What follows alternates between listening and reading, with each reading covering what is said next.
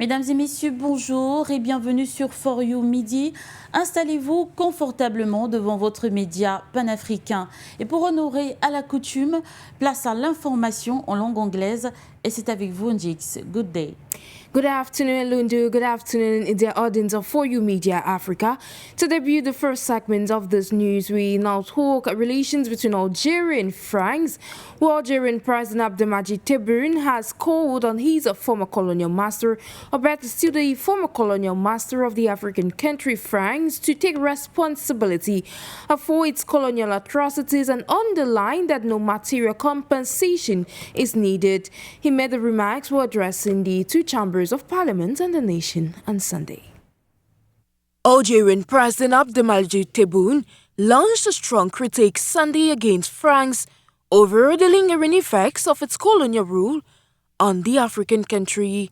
These came during a speech delivered before both chambers of Parliament, addressing the nation, in which he presented the achievements of his first presidential term from 2019 to 2024 and outlined his agenda for his second term, which began in September this year.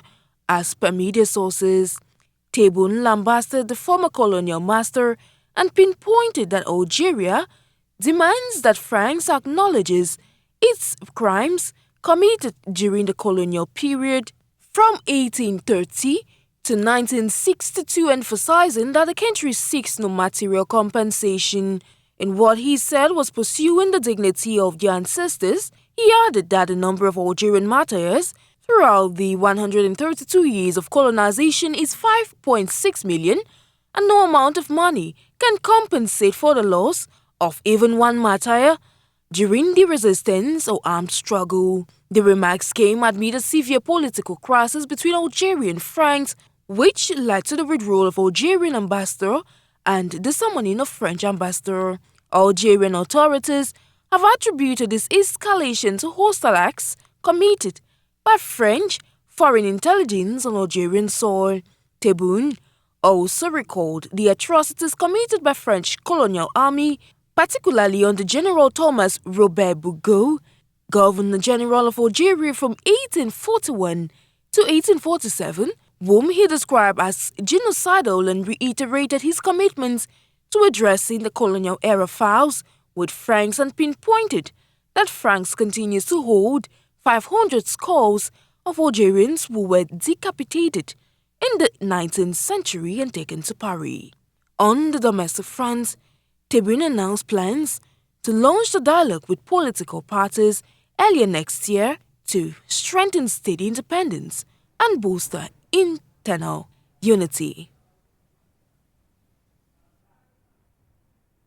Also, presidents of Somalia and Djibouti have pledged to deepen cooperation on security and development between the two countries and the Horn of Africa as a whole.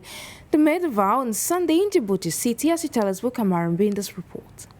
Somali President Hassan Sheikh Mohamud and Djibouti's leadership Ismail Umar Guelleh on Sunday in Djibouti City promised to strengthen bilateral cooperation on security and as well elevate their ties.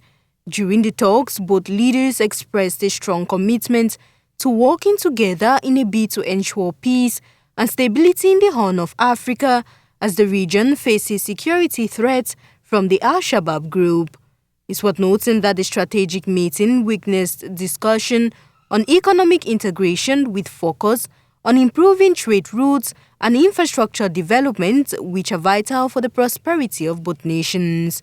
Djibouti is expected to contribute troops to the new AU mission in Somalia starting next month. In June, the two countries discussed means of deepening relations and enhancing cooperation across various sectors, particularly security and the economy. The meeting reviewed efforts to promote peace and stability in the region. We stay in Somalia, but this time around to evoke security, what the United Nations Security Council has just concerted to the replacement of the African Union peacekeeping mission in the Horn of African nation, ATMIS, with a new one, AUSOM. The 15-member council validated this decision on Sunday via a statement. Here is the essentials of the recent decision. The United Nations Security Council on Friday approved the replacement of the African Union Transition Mission in Somalia ATMIS with the African Union Support and Stabilization Mission in Somalia AUSOM, the UNSC said in a statement.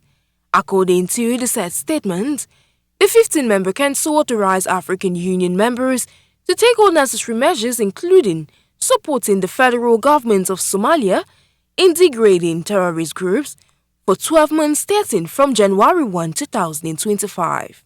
Also, the council welcomed the progress made so far by Somalia in assuming progressively greater responsibility for its national security, including the Somali security forces, taking over responsibilities from 7,000 run-down ATMIS forces since 2022.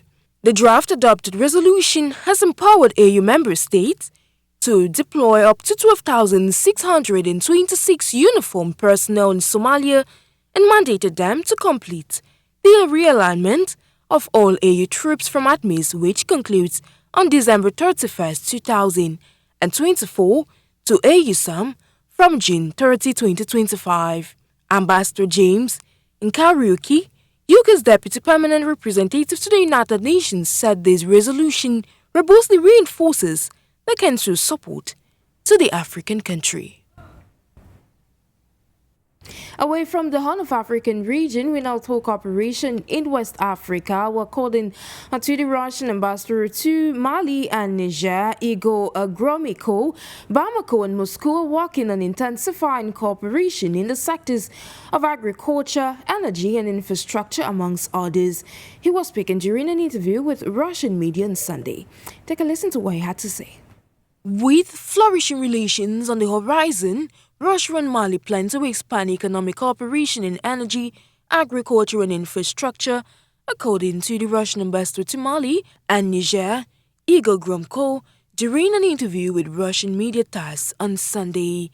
The ambassador stated that during the visit of Russian Deputy Prime Minister Alexander Novak to Bamako in early December, both diplomats had discussed ways to bolster economic interaction between Russia and Mali, especially via cooperation in the energy, transportation, infrastructure, agriculture and mining sectors. The agreements during that meeting are aimed at further development of mutually beneficial economic cooperation between the two countries, he added. Nonetheless, the diplomats underlined that Russian state-owned nuclear energy company Rosatom is involved in cooperation agreements focusing on nuclear infrastructure and training.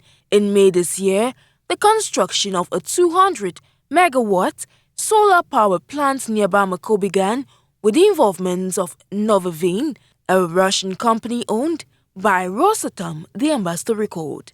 The Russian ambassador noted that in the energy sector, Moscow and Bamako was discussing the construction of a small-scale nuclear power plant and a solar power plant in the West African country. In the same vein, Egypt's Minister of Foreign Affairs, Badr Abdelati, and the chairman of the Foreign Affairs and International Development Committee in the Canadian House of Commons on Sunday exchanged avenues to deepen cooperation, a move to enhance bilateral relations. On Sunday, December 29, Minister of Foreign Affairs of Egypt, Badr Abdelati, received and discussed enhancing bilateral relations with Ali Ehassi, chairman of the Foreign Affairs and International Development Committee in the Canadian House of Commons. The both parties as well exchanged views on a number of regional and international issues of common interest. During the meeting, Abdelati expressed aspiration to enhance cooperation on various sectors between the two countries, highlighting the pivotal need to deepen economic cooperation and supporting trade and investment between Egypt and Canada. Abdelatif proposed holding a new round of political consultations in April 2025 and announced Cairo's aim to send a delegation of Egyptian businessmen from the Egyptian-Canadian Business Council in parallel with the consultations to support coordination with the Canadian Chamber of Commerce. He also reviewed the Egyptian government's steps to advance political and economic reforms. It's worth noting that the two sides also engaged perspectives on evolving regional situation and Egypt's strategic challenges. To conclude the first segment of this news, that leads us to Ghana with this triumphant news all the way from the West African country, where Africans cannot travel to Ghana without a visa, effective as from January 1, 2025. The new policy comes in place to enhance the African Union's vision for seamless Africa, as reiterated by the outgoing President Nana Dankwa Akufo-Addo. Here's the rest of that story. In a historic decision for Ghana on the African continent, outgoing President Nana Dankwa Akufo-Addo has granted executive approval for visa-free entry to Ghana for all African nationals, effective January 1, 2025. This move is a fulfillment of the promise made during the African Prosperity Dialogues APD 2024 in January 2024 as part of his parting gifts, and is aimed at boosting economic integration and facilitating the free movement of people, goods and services across the continent. This decision adds Ghana to an exclusive club of African countries including Rwanda, Seychelles, the Gambia and Benin that offer visa-free entry to all African passport holders. Experts say the policy is expected to drive the African Continental Free Trade Area AfCFTA and promote economic growth, trade and cultural exchange among African nations. The decision equally seen as a significant step towards realizing the African Union's vision of a borderless Africa is a goal first articulated by Ghana's founding leader Dr. Kwame Nkrumah. By opening its borders to African nationals, Ghana is setting a progressive example for other African countries to follow. The policy is expected to facilitate business, tourism, and cultural exchange across the continent and stands as a testament to Ghana's leadership in African unity and integration. Fervent televiewers, that reports all the way from Ghana brings us to the end of the first segment of this news. But do stay with us. The news continues in the French language. Bon après-midi for the Lundo. Thank you so much, Njix. Le tour de l'actualité pour cette édition s'ouvre sur le Ghana, où le président sortant, Nana Akufo-Addo, a marqué une étape historique en approuvant une mesure révolutionnaire, l'entrée sans visa au Ghana pour tous les détenteurs de passeports africains dès janvier 2025. Une initiative qui propulse le Ghana parmi les pionniers d'une Afrique plus intégrée. Les précisions de Bala. Les citoyens africains détenteurs de passeports de pays africains pourront désormais se rendre au Ghana sans visa. La mesure entrera en vigueur en début 2025 et positionnera le Ghana comme le 5e pays africain à ouvrir ses frontières à tous les détenteurs de passeports africains. Le feu vert de la politique continentale sans visa qui vise l'entrée des citoyens africains au Ghana a été approuvé le 18 décembre par le président sortant Nana Akufo-Addo. Auparavant, le Ghana accordait un accès sans visa aux citoyens de 26 pays africains, tandis que les voyageurs de 25 autres pays africains pouvaient obtenir un visa à leur arrivée. Selon toute vraisemblable, la nouvelle politique devrait être mise en œuvre avant la fin du mandat d'Akufo-Addo le 6 janvier 2025.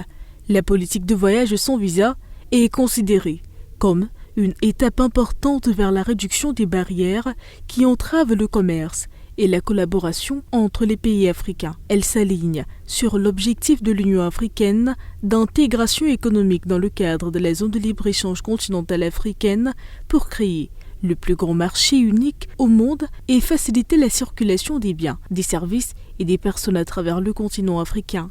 Avec la décision d'entrer au Ghana sans visa pour tous les détenteurs de passeports africains, le pays ouest-africain anglophone rejoindra le Rwanda, Le Seychelles, la Gambie et le Bénin, comme les seuls pays africains, a autorisé jusqu'ici cette mesure. Pour cet élément, les nouvelles ne sont pas très bonnes en dessous de l'équateur. La RDC est sur le point de perdre le marché européen du café et du cacao. L'Union européenne exclut ces deux cultures d'ici janvier 2025 pour non-conformité aux normes environnementales et sociales. Une décision aux lourdes conséquences économiques pour la RDC. Les détails avec vous, Gifotso. À l'aube de 2025, une décision controversée de l'Union européenne menace de bouleverser le secteur agricole en République démocratique du Congo. Dès janvier, les produits phares que sont le café et le cacao congolais pourraient perdre leur accès au marché européen en raison d'une non-conformité aux certifications internationales. La société Congo Agri, une plateforme des producteurs agricoles du Nord et du Sud Kivu, qui a lancé le SOS samedi 28 décembre 2024, appelle le gouvernement congolais à prendre des actions urgentes pour trouver une solution à cette situation. Selon le responsable de Congo Agri, la persistance de la guerre dans la région fait que toutes les sociétés de certification soient interdites par l'Union européenne d'envoyer leurs enquêteurs dans la zone. En réalité, depuis 2023, le concert une société française avait décidé de ne plus certifier le café des membres des coopératives, au motif qu'ils y avaient de l'insécurité dans la zone de production. Les coopératives sont restées durant l'année 2024 avec l'Afri7, qui est une société kenyane.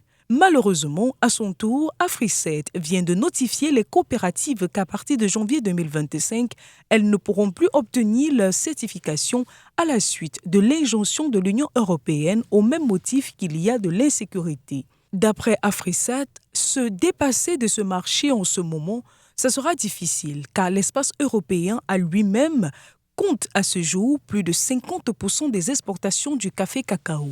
Il a ainsi appelé le gouvernement congolais de demander à l'Union européenne d'accorder une période supplémentaire qui pourrait permettre aux coopératives locales d'honorer leurs engagements à partir des contrats déjà signés. Ces coopératives ont pris des crédits auprès des banques qu'elles doivent honorer grâce à leur vente, a fait remarquer le responsable de Congo Agri. La Fédération des entreprises du Congo, FEC, groupement territorial de Béni, avait adressé elle aussi le 17 décembre au ministre congolais du Commerce extérieur une correspondance contenant une alerte similaire.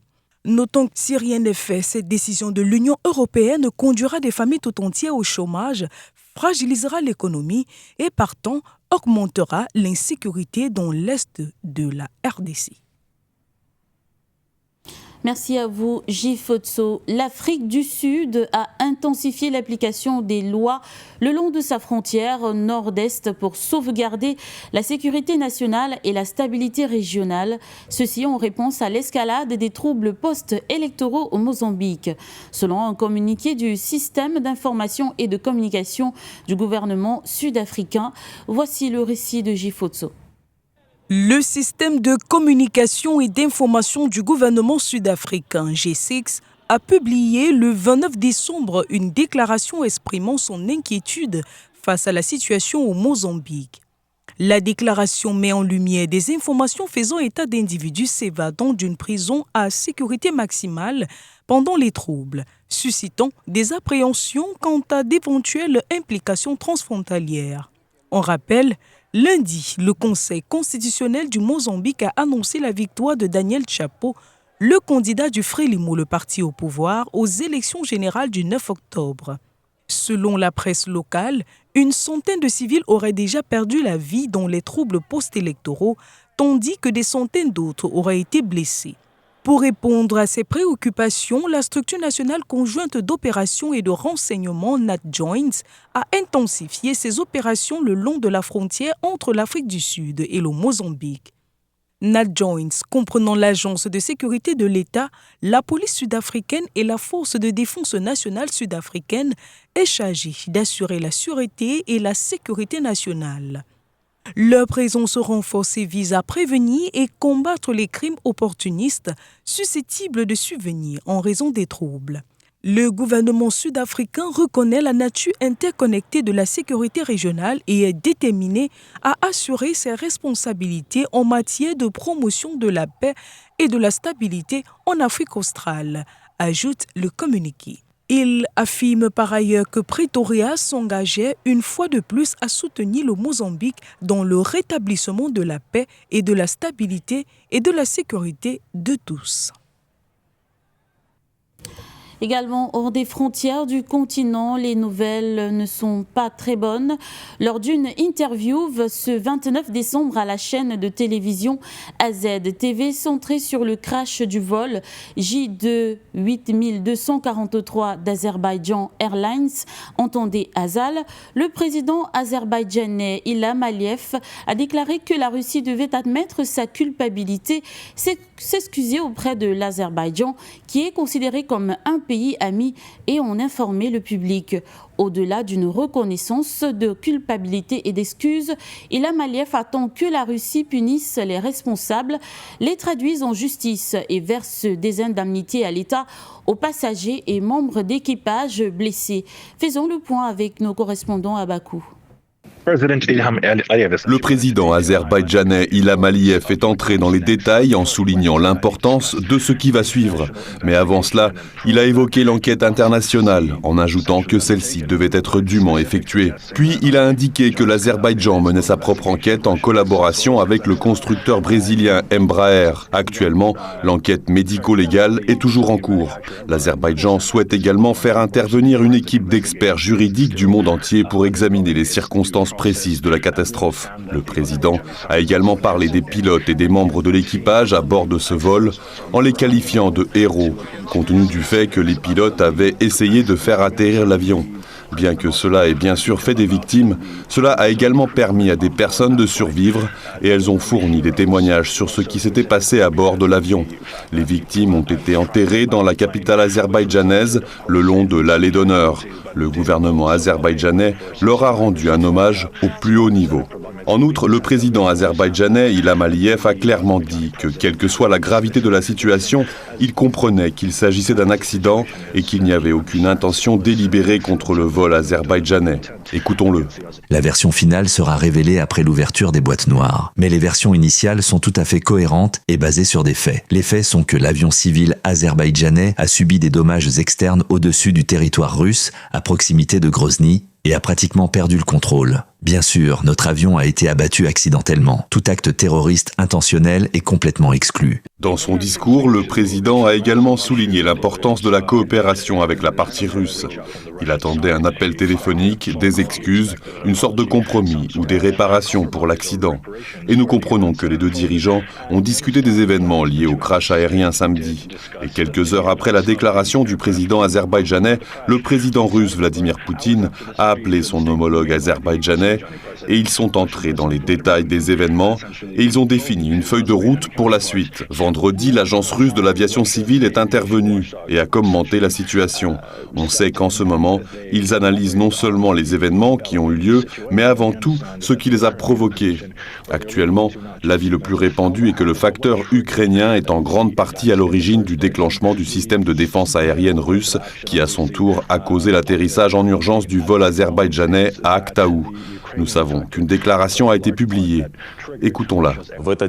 Je tiens à noter que la situation dans la zone de l'aéroport de Grozny ce jour-là, pendant ces heures, était très difficile. Des drones de combat ukrainiens menaient à ce moment-là des attaques terroristes contre des infrastructures civiles dans les villes de Grozny et de Vladikavkaz. À présent, après la catastrophe, la partie azerbaïdjanaise et les autorités aériennes ont diffusé une annonce qui laisse entendre qu'à partir de samedi, les vols à destination d'une douzaine de villes russes dans cette zone sont suspendus, en raison principalement de la guerre aérienne menée par l'Ukraine, l'utilisation de drones et d'autres armements de ce type dans cette zone.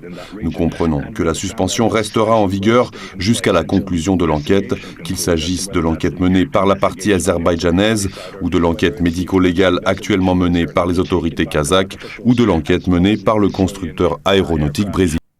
Et toujours dans ce registre des drames qui surviennent cette fin d'année à travers le monde, en Corée du Sud, au moins 176 personnes ont été tuées après l'atterrissage forcé d'un avion ce dimanche 29 décembre, ont indiqué les autorités locales. Les autorités coréennes ont décrété un deuil national. Durant toute la semaine, des monuments commémoratifs seront érigés dans tout le pays. Les drapeaux seront mis en berne sur les édifices publics et les fonctionnaires porteront des rubans de deuil. L'économie de cette actualité avec vous, Bala.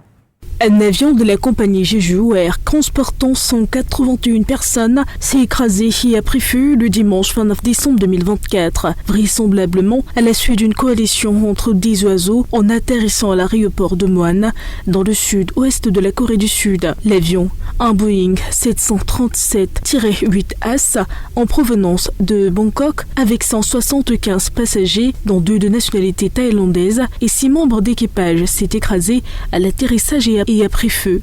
En mai 2023, un passager avait ouvert une issue de secours d'un Airbus A321-200 d'Asiana Airlines sur le point d'atterrissage de l'aéroport de Daegu dans le sud-est du pays. L'appareil avait pu se poser normalement, mais plusieurs personnes avaient été hospitalisées. L'accident d'avion le plus grave à avoir eu lieu en Corée du Sud reste le crash sur une colline près de l'aéroport de Busan, Shanghai, d'un Boeing 767 Air China en provenance de Pékin qui avait fait 129 morts le 15 avril 2002. Avant celui de ce dimanche, le dernier accident mortel en date chez une compagnie aérienne sud-coréenne est celui d'un Boeing 777 d'Asiana qui avait manqué un atterrissage à l'aéroport de San Francisco, faisant 3 morts et 182 blessés le 6 juillet 2013. Les catastrophes la plus meurtrière chez une compagnie sud-coréenne reste celle d'un Boeing 747 de Korean Air reliant New York à Séoul via Anchorage qui avait été abattu par un chasseur soviétique au-dessus de la mer du Japon, causant la mort de 246 passagers et 22 membres d'équipage le 1er septembre 1983. Et pour mieux comprendre ce drame en Corée du Sud, prenons l'analyse de Jean-François Guénest, ancien directeur scientifique du groupe Airbus, qui nous aide à mieux comprendre les détails de cet accident. Éviter les oiseaux, c'est quelque chose d'assez compliqué, c'est-à-dire qu'il y a pas mal de gens qui ont essayé avec des ornithologues, enfin, etc., pour essayer de les éloigner. Bon, c'est en partie efficace, mais pas toujours. Ça, c'est le premier point. Et encore, on parle aux alentours des aéroports. On ne parle pas à plus haute altitude, parce que là, un oiseau isolé, c'est toujours possible. Et c'est toujours un danger si on en rencontre un. Maintenant, après, les avions sont certifiés et conçus pour résister aux chocs d'oiseaux. Et j'ai vu, je pense que vous faites référence aux images qui ont été montrées par la télévision coréenne, où on voit quelque chose qui est a priori ingéré par le réacteur, et qui est avec une image où on voit quelque chose sortir du réacteur. Bon, ça pourrait être un oiseau, effectivement. Le point, c'est que ça, au pire, ça casse un moteur. Ça casse pas 2 moteurs. Or, un avion, que ce soit un Boeing ou un Airbus, est censé pouvoir décoller et atterrir avec un seul moteur. Or, là, il y a eu un autre problème. Donc, je ne dis pas qu'il n'y a pas eu d'oiseau ingéré par le moteur, mais ce que je dis, c'est que c'est sûrement pas la cause de la panne de l'avion. Nos sentiments les plus attristés au peuple d'Azerbaïdjan et de la Corée du Sud. L'actualité à présent entre l'Ukraine, la Russie, le Mali et le Niger. Dans l'incapacité de vaincre la Fédération de Russie sur le champ de bataille, l'Ukraine a ouvert un nouveau front en Afrique. Telle est l'avis tranché d'Igor Gromyko, l'ambassadeur de Russie au Mali et au Niger. Dans une interview accordée aux médias TASS, le diplomate russe se rappelle le rôle trouble joué par l'armée ukrainienne aux côtés des groupes armés terroristes dans la localité de Tinzawanten, au nord du Mali. Une ingérence assumée par tous les officiels ukrainiens engagés dans un vaste projet de déstabilisation du Sahel. Les précisions avec vous, Nguéné. Cela ne fait plus l'ombre d'un doute. L'Ukraine, dépassée sur le théâtre des opérations, a ouvert un nouveau front en Afrique. Les événements de Tingzawated en disent long et l'ambassadeur de la Russie au Mali et au Niger, Igor Kromiko, en est conscient. Lors d'une interview accordée aux médias TASS, le diplomate russe n'a pas manqué de relever le jeu trouble, joué par Kiev aux côtés des groupes armés terroristes. Incapable de vaincre la Russie sur le champ de bataille, le régime criminel de Volodymyr Zelensky a décidé d'ouvrir un deuxième front en Afrique et de cautionner les groupes armés illégaux contre les pays du continent amis de Moscou. Outre le soutien avéré aux groupes armés terroristes, l'Ukraine s'illustre également, selon le diplomate russe, par des méthodes interdites, telles que le sabotage, les assassinats politiques et les bombardements d'infrastructures civiles. Raison pour laquelle les pays concernés ont en toute souveraineté décidé de rompre leurs relations diplomatiques avec cet État terroriste qui menace de façon générale la stabilité du continent. Nous comprenons les motivations qui ont poussé les Maliens à mettre fin aux relations avec Kiev. La coopération de l'Ukraine et de la NDLR avec les terroristes n'est pas surprenante. Sur le territoire de notre pays, elle continue d'utiliser des méthodes interdites, commettant des actes de sabotage, des assassinats politiques, des bombardements réguliers d'infrastructures civiles. Fin août 2024, les autorités du Burkina Faso, du Mali et du Niger avaient adressé une lettre au président du Conseil de sécurité des Nations Unies pour condamner fermement le soutien ouvert du gouvernement ukrainien au terrorisme international, en particulier dans la région du Sahel. Mesdames, Messieurs, c'est la fin de For You Midi. Comme vous le savez, plus qu'un devoir, vous comptez l'actualité africaine et internationale est une vocation. À bientôt pour les prochaines éditions sur votre chaîne d'information en continu. Indeed, information continues over your Pan-African channel For You Media Africa. Meanwhile, ladies and gentlemen, to stay glued to our numerous transmissions.